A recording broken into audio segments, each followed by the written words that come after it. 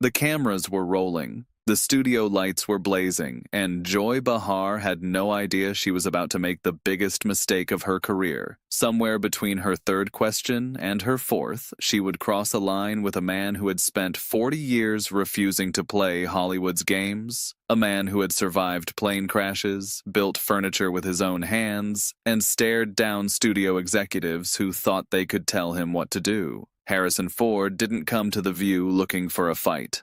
But Joy Behar was about to discover that the man who played Han Solo and Indiana Jones hadn't been acting when he told the galaxy to never tell him the odds. This is the story of 20 minutes that changed everything. Subscribe now and drop a comment, because what you're about to witness is a masterclass in what happens when arrogance meets authenticity. The View studio felt different that Friday morning, charged with an energy that the production staff couldn't quite name. Harrison Ford was the guest, and everyone who had ever watched one of his interviews knew that this could go any direction. He was famously unpredictable in press settings, charming one moment, cutting the next. The kind of man who had once responded to a journalist's question about his legacy by saying, "I'm a carpenter. I build things. Sometimes those things are movies." At 82 years old, Harrison Ford walked onto the set with the deliberate movements of a man who had earned every gray hair and every line on his weathered face. This was a man who had carved one of the most extraordinary careers in cinema history out of almost nothing. A man who had been a carpenter when his contemporaries were already stars, who had turned down roles that became classics because they didn't feel right, and had somehow still ended up in two of the most successful franchises ever made, not through calculation or ambition, but through a stubborn insistence on doing things his own way. The audience applauded warmly, though there was a tentativeness to it. Ford's reputation preceded him. He was not known for being easy, for giving the answers people expected, for playing the game that most celebrities played reflexively. He was known for building his own furniture, flying his own planes, and having absolutely zero patience for questions he considered stupid. He settled into the guest chair with a grunt that the microphones caught, nodding once to the hosts without the practiced smile that most guests deployed immediately. Whoopi greeted him with the respect of one industry survivor to another. Sarah Haynes seemed slightly intimidated. Robin Roberts leaned forward with professional curiosity. Joy Behar studied him with an expression that suggested she had already decided how this interview was going to go. "Harrison Ford, welcome to The View," Whoopi began. "It's an honor to have Indiana Jones himself sitting with us." "Thanks," Ford replied, his voice carrying that distinctive gravel. "Though I'm not him. I'm just the guy who wore the hat." The audience chuckled. It was a typical Ford deflection, humble on the surface but carrying an edge. Joy jumped in before anyone else could speak, but not with a question, with a statement. "You know, Harrison, I've been watching your interviews for years, decades actually, and I have to say, you always seem like you'd rather be anywhere else. Like doing press is some kind of punishment. Don't you think that's a bit ungrateful? All these fans who love you, and you can barely be bothered to crack a smile?" The observation was sharp and clearly designed to knock him off balance, but Ford simply turned his head slowly to look at her, his expression unchanged. "Is that a question or a diagnosis?" he asked. "It's an observation," Joy replied. "You've had one of the biggest careers in Hollywood history, and you act like it's all been some kind of burden. Some people would kill for what you've had." Ford was quiet for a moment. When he spoke, his voice was measured, but carried an undercurrent that made several crew members exchange nervous glances. "I've been doing this for 50 years. 50 years of interviews, premieres, photo shoots, press junkets, and in all that time, I've learned something. The work matters, the publicity doesn't. I show up and do the job because I'm a professional, but I'm not going to pretend that sitting in a chair answering the same questions I've answered 1,000 times before is my idea of a good time." "But that's part of the job," Joy pressed. "Connecting with fans, being accessible, showing some warmth." "Is it?" Ford's eyebrow raised slightly. "Or is that just what people have decided celebrities owe them? I made movies. People watched them or they didn't. That's the transaction. Everything else is noise." The bluntness seemed to catch Joy off guard, but she recovered quickly. Fine. Let's talk about the work then. You've played Han Solo and Indiana Jones for decades. Some critics say you've essentially been playing the same character your whole career. The grumpy, reluctant hero who doesn't want to be there. That's not exactly range, is it? Ford laughed, a short, dry sound that contained no warmth whatsoever. Same character? Have you actually watched my films, Joy? The Fugitive, Witness, The Mosquito Coast, Presumed Innocent, Regarding Henry. Those are all the same character to you? He shook his head slowly. I've played doctors, lawyers, cops, scientists, presidents. I've done comedy, drama, action, romance. But sure, if you only remember Han Solo and Indiana Jones, I suppose you could convince yourself that's all I've done. I'm not saying that's all you've done. I'm saying those are the roles people remember. And maybe there's a reason for that. The reason is that those films were enormous cultural phenomena, Ford replied evenly. Billions of people saw them. They became part of the cultural fabric. That's not a limitation of my range. That's a testament to the power of those stories. He leaned forward slightly. You know what's interesting, Joy? I've never heard Clint Eastwood criticized for playing tough guys. I've never heard John Wayne's legacy questioned because he made westerns. But somehow I'm supposed to apologize for being in two of the most successful franchises in film history? Joy's face had reddened slightly, but she pressed on. Let's talk about your personal life, then. You're married to Callista Flockhart. There's a significant age gap there, over 20 years, and you adopted a son together. Some people have wondered whether relationships like that are really about love or about something else. The studio went very quiet. This was personal territory, and Ford's expression shifted to something colder. I'm going to give you one chance to clarify what you mean by something else, he said. His voice was quiet but carried a warning that was impossible to miss. Joy seemed to realize she had stepped into dangerous territory, but pride prevented her from backing down. I'm just saying that Hollywood has a history of older men with younger women, and sometimes the motivations aren't purely romantic. Power dynamics, career considerations, image management. Stop. Ford's single word cut through the air like a blade. I'm not going to sit here and listen to you suggest that my wife married me for my career. Callista was already successful when we met. She didn't need anything from me. We fell in love. We've been together for over 20 years. We've raised a son together. That's the reality. Your implications are insulting to her, not to me. He turned to address the camera directly. For the record, my wife is the best thing that ever happened to me. She's smart, she's funny, she's kind, and she puts up with me, which is no small thing. Anyone who wants to question her motives can come talk to me directly. He turned back to Joy. But you won't do that, will you? Because it's easier to make insinuations on television than to actually engage with real people about their real lives. Joy tried to regain control. I was just asking questions that people wonder about.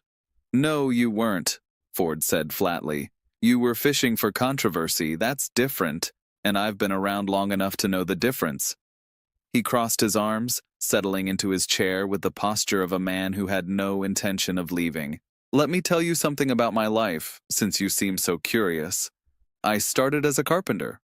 Not because I was killing time between auditions, because I needed to eat and nobody would hire me as an actor. I built cabinets and furniture for people while trying to get my career going. For years.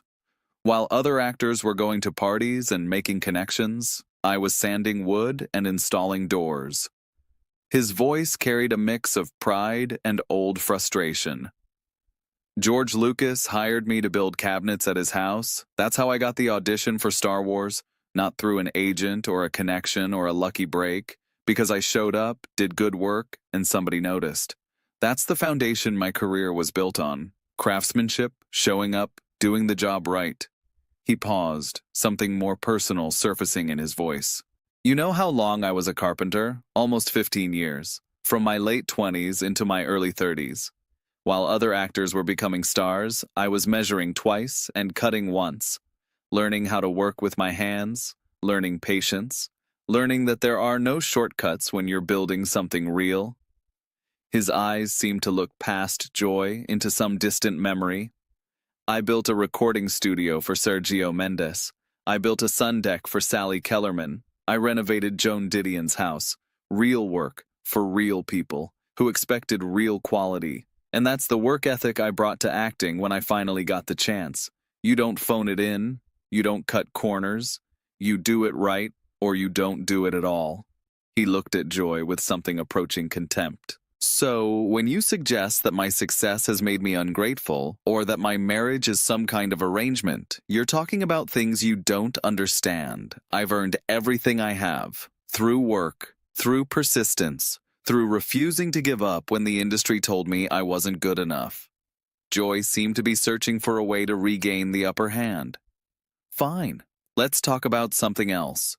Your plane crashes, you've had multiple emergency landings, incidents where people could have been hurt. At your age, some people think it's irresponsible for you to still be flying, that you're putting others at risk for your hobby. Ford's expression shifted to something almost amused. My hobby? I'm a certified pilot. I've logged thousands of hours. I've been flying for over 30 years. I own multiple aircraft. I've done helicopter rescues in the Wyoming wilderness, pulling lost hikers off mountains. I've worked with the Civil Air Patrol. Flying isn't a hobby for me, it's a passion, it's a discipline, and yes, it's a risk. But so is driving a car, so is walking across a street in New York City. He leaned back slightly. The incidents you're referring to were equipment malfunctions, not pilot error. They were investigated thoroughly by the FAA, and I was cleared of any wrongdoing. In fact, in at least one case, my emergency procedures were cited as exemplary.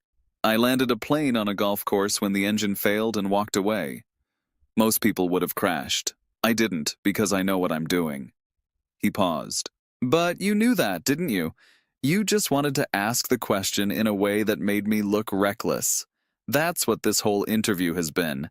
Taking things out of context, implying things that aren't true, hoping I'll get angry enough to give you a soundbite. He uncrossed his arms and leaned forward. I'm not going to give you that. I've been doing this too long. I've dealt with people like you my entire career. People who think they can rattle me, get under my skin, make me say something I'll regret. It doesn't work. His voice dropped to something almost gentle, which somehow made it more devastating. You know what I've learned in 82 years? The people who try hardest to tear others down are usually the ones who have built the least themselves. It's easier to criticize than to create. Easier to question someone else's life than to examine your own. He looked around the studio, then back at Joy.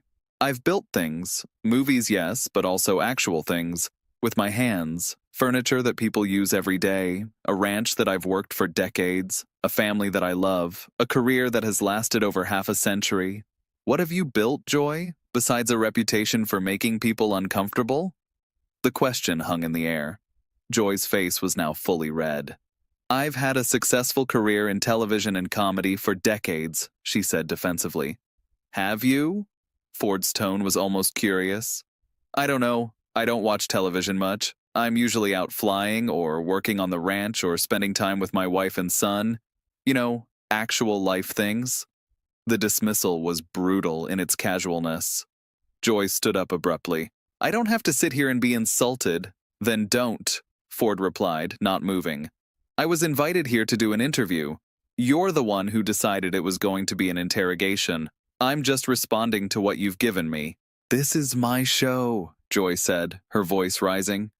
Actually, I believe it's Whoopi's show, Ford said, glancing at Whoopi, who was watching the exchange with barely concealed amazement. And Barbara Walters created it. But sure, it's your show.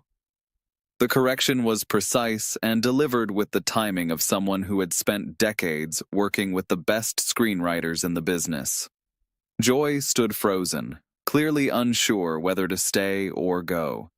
Ford continued, his voice now carrying something that might have been genuine advice. You know, Joy, I'm not your enemy. I'm just a guy who made some movies.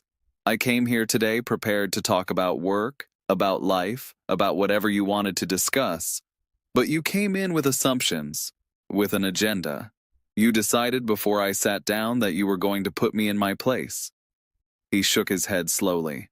I'm 82 years old. I've been put in my place by experts, directors who didn't believe in me, studios who thought I was finished, critics who said I couldn't act, time itself.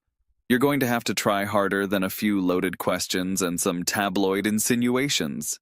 He smiled, and for the first time, it almost reached his eyes. Sit down, Joy. Let's start over. Ask me about acting, about building things, about what I've learned in 50 years of doing this. I'm happy to have that conversation, but if you're just going to keep trying to provoke me, I'll just keep doing what I'm doing now, sitting here, comfortable, watching you get frustrated. Joy remained standing, her hands shaking slightly. I think we need a commercial break. We don't need anything, Ford replied. But if you need one, go ahead. I'll wait. Something in his absolute calm seemed to break Joy's composure completely. She turned and walked off the set without another word, leaving behind a studio that had gone completely silent. Ford watched her go, then turned to Whoopi with a shrug. Was it something I said? The audience, which had been holding its breath, burst into laughter. Whoopi was shaking her head, a smile playing at her lips. Harrison, you are something else. I'm a carpenter who got lucky, he said simply. That's all I've ever been. Sarah leaned forward, seizing the opportunity. Can we actually ask you about your career? About what you've learned? Ford nodded.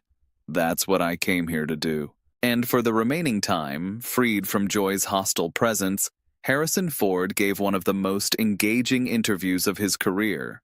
He talked about working with directors from Lucas to Spielberg to Villeneuve, about the discipline of craft, about finding love later in life, about what it meant to still be working, still flying, still building things at 82. He talked about the importance of environmental conservation, a cause he had championed for decades, about his 800-acre ranch in Wyoming, where he worked the land and escaped from Hollywood whenever he could, about why he still did his own stunts well into his 70s, not for ego, but because he believed audiences deserved authenticity. The body breaks down, he admitted with a wry smile. I've had injuries, but there's something about actually doing the thing, not just pretending to do it, that comes through on screen. The audience can feel the difference. They might not know what they're feeling, but they feel it. Sarah asked about his children, and his voice softened noticeably. 5 children from different marriages, ranging in age from their 20s to their 50s, each finding their own path. He spoke about the challenges of being a father while having the kind of career that took him away for months at a time, about mistakes he'd made and lessons he'd learned. I wasn't always present when I should have been, he said quietly. Work took priority when it shouldn't have. That's something I live with. But my children know I love them. And I've tried to do better as I've gotten older. Sometimes the best thing you can do is acknowledge your failures and keep trying. The audience left that day having witnessed something extraordinary. Not a fight exactly, though it had contained elements of one. Something more like a demonstration of how to handle hostility without becoming hostile, of how to refuse to play someone else's game without losing your composure, of how decades of experience and a lifetime of actually doing things gave a man the quiet authority to make loaded questions seem small. Joy Behar would return to the show after the break, but something had shifted. The other hosts treated Harrison Ford with visible respect for the remainder of his appearance, and viewers at home had seen something that would be discussed for years to come. The moment when Harrison Ford proved that you don't have to raise your voice to win an argument. You just have to be exactly who you are. And if who you are is a carpenter who built a legendary career with his own hands, that's more than enough. For those who had grown up watching him swagger through cantinas as Han Solo, who had cheered as Indiana Jones outran boulders and faced down Nazis, who had been moved by his quieter performances in films like Witness and The Fugitive, there was something deeply satisfying about watching the man behind those characters. He was exactly what they had always hoped he would be. Direct, honest, unimpressed by fame, including his own. A working man who happened to have become one of the biggest movie stars in history. What do you think about this incredible confrontation? Did Joy Behar get what she deserved, or was Harrison Ford too harsh? Drop your thoughts in the comments below, and make sure to subscribe for more stories that will absolutely leave you speechless.